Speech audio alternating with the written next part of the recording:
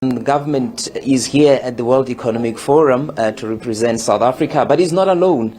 There are several state-owned enterprises, CEOs, that are also coming and attending, and they'll also be having several engagements.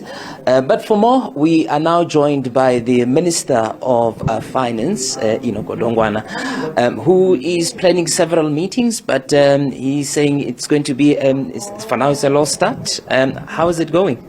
No, it's going well.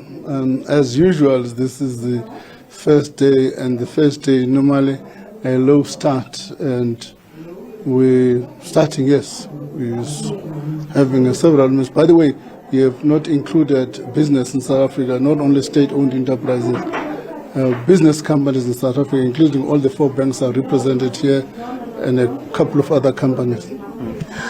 The messaging, I think, is quite key in terms of what you're taking to the world. What is the theme for the South African who are here? What's the common message that you really want to take out there? I mean, the common message here, we're also having the South Africa Night, which will be addressed by the President, and common message as part of the G20 presidency, and trying to profile South Africa, not only as a G20 president, and as we normally do, to profile it as an investment destination. And what does it mean? Because often people say, well, South Africa is spending a lot of money to attend the G20, the World Economic Forum, but what are the benefits for ordinary South Africans who are watching this from a distance? Let me put it the following. If you look at the list of countries that are here, virtually every country is represented here every year.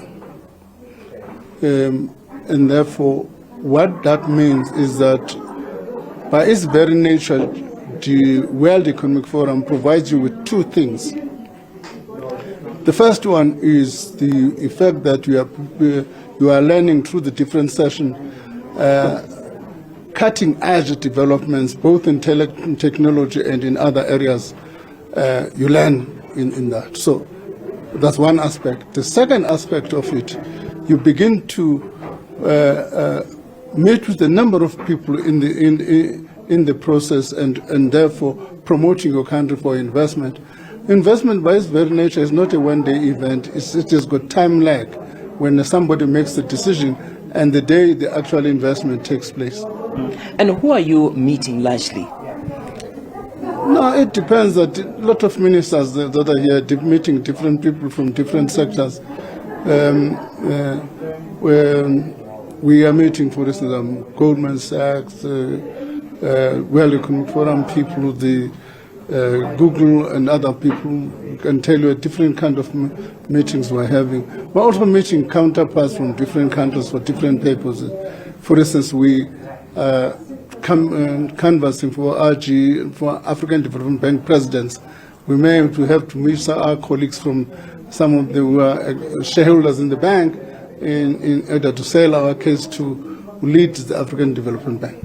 Would you say that the perception that we've seen emerge about 3-4 years ago about South Africa is starting to change in terms of how they view South Africa economically and politically?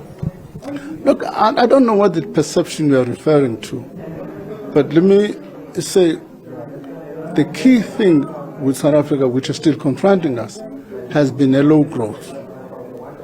That low growth is still there.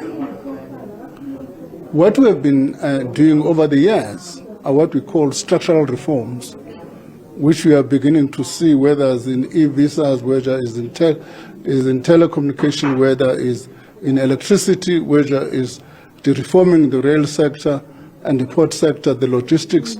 All of those are structural reforms which are beginning to bear fruit, which will impact on our growth outlook.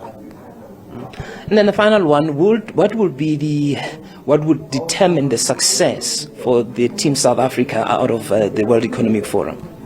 There's no box to tick and say the success has been our ability to get something which we're taking home. A mere positive response to our message is quite important for these purposes. and we're likely to see that positive reform translating itself into different kinds of actions by the different stakeholders that we have met.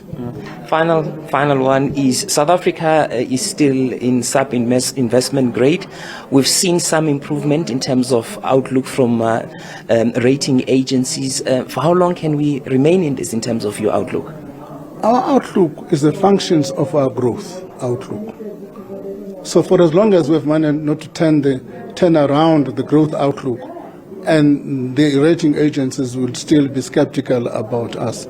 And I think that's why we're working hard through the structural reforms to transform growth and ensure that we can see that growth in numbers.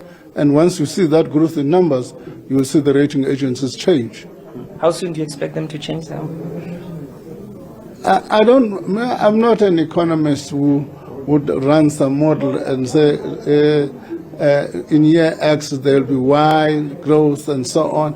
I leave that to the people, but there is some, if I take the treasury numbers, over the past next few years we must see growth of about between 1.6 and 2, but the Bureau for Economic Research says if the structural reforms are translated into action fairly quicker, we may see a 3.5 growth. That's my prayer. Right. Thank you very much. That's the Minister of Finance. Of course, yeah, the outlook is still murky. We need to see growth. There is a medium and long-term economic growth outlook of around 3% that everyone is working towards. But hopefully, if that's achieved, some of the challenges that the economy is facing could be addressed.